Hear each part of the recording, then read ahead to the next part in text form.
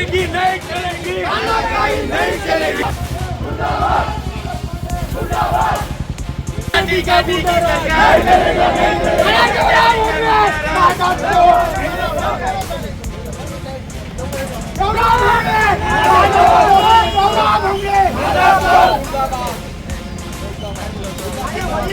तुम्ही पाहिलं ना 2 तास तुम्ही काय केलं? 2 तास पाहिलं तुम्ही काय केलं? मी पाहिलं 2 तास. काही शांती नाही. आमच्या आमदार हात टाकलाय, आमच्यावर हात टाकलाय. पाहू ना चांगलं काय पाहू नाही जात. तुम्हाला काय करते मला सर्व माहिती आहे. तुम्ही आत्ता आले, मी सकाळपासून येत आलो.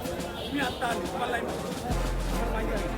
बरोबर ठीक आहे. नाही सांगितलं नाही बिलकुल. हो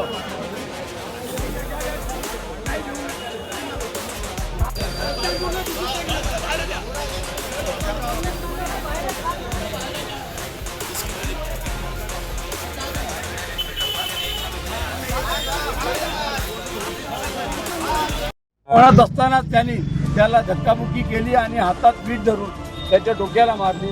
त्याचा कान कटला आणि त्याच्या मेंदूला दुखापत झाली. तिथं मग एमएलसी आणि तो चक्कर येऊन तिथंच पडला. मग लोकांनी त्याला सरकारी दवाखान्यात नेलं. सरकारी दवाखान्यात त्यावर उपचार झाला, परंतु त्याला वारंवार चक्कर येत असल्यामुळे डॉक्टरांनी सांगितलं की याच्या मेंदूला गंभीर मार आहे, तुम्ही याला त्यांनी रेफर केलं चंद्रपूरला. माझ्या म्हणण्याचा उद्देश असा आहे की आमदार हा पूर्ण गावाचा आमदार असतो, कुठल्याही पक्षाचा पार्टीचा नसतो. त्याचं काम हे समंजस्य भूमिकेचं असते. परंतु या 8 दिवसापासून गडचांदूरमध्ये जे त्यांनी धमकी सत्र चालवलं आहे, प्रत्येक पार्टीच्या सदस्यांना अधिकाऱ्यांना देख लेता हूं या प्रकारची जे गुंडागर्दी आमदारकडून सुद्धा चालू आहे. आणि त्याच आमदारांनी त्या चुकीच्या माणसाला उमेदवारी देऊन गडचांदूरचं वातावरण खराब केलं. एक बिहार राज गडचांदूरला घडवायचा प्रयत्न आमदार साहेबांकडून होत आहे.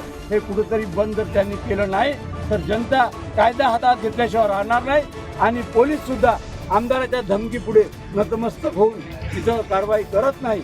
हा मेसेज मला जनतेला द्यायचा आहे आणि जनतेने सुद्धा विचार करायचा आहे की अशा लोकांशी आपण कसं वागायचं, त्यांना कशी मदत करायची, कशी साथ द्यायची. अरुण निमजेची पार्श्वभूमी काय, अरुण निमजे काय वस्तू आहे हे पूर्ण गडचांदूर जाणते.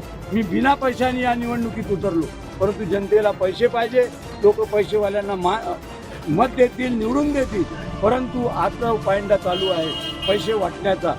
आता मागणी एकच आहे की याची तडीपारच्या एक केस कमी होती ती पूर्ण झाली आहे. याला तडीपार करण्यात यावं, कारण की 21 तारखेला रिझल्ट झाल्यावर हा नगर परिषद नगरसेवक म्हणून निवडून येणार आहे. तेव्हा त्यांनी निवडणूक आयोगाकडे कंप्लेंट करावं आणि याची उमेदवारी बरखास्त करावं आणि गडचांदूरला अशा नालायक लोकांपासून वाचवावं अशी माझी सरकारला सुद्धा विनंती आहे.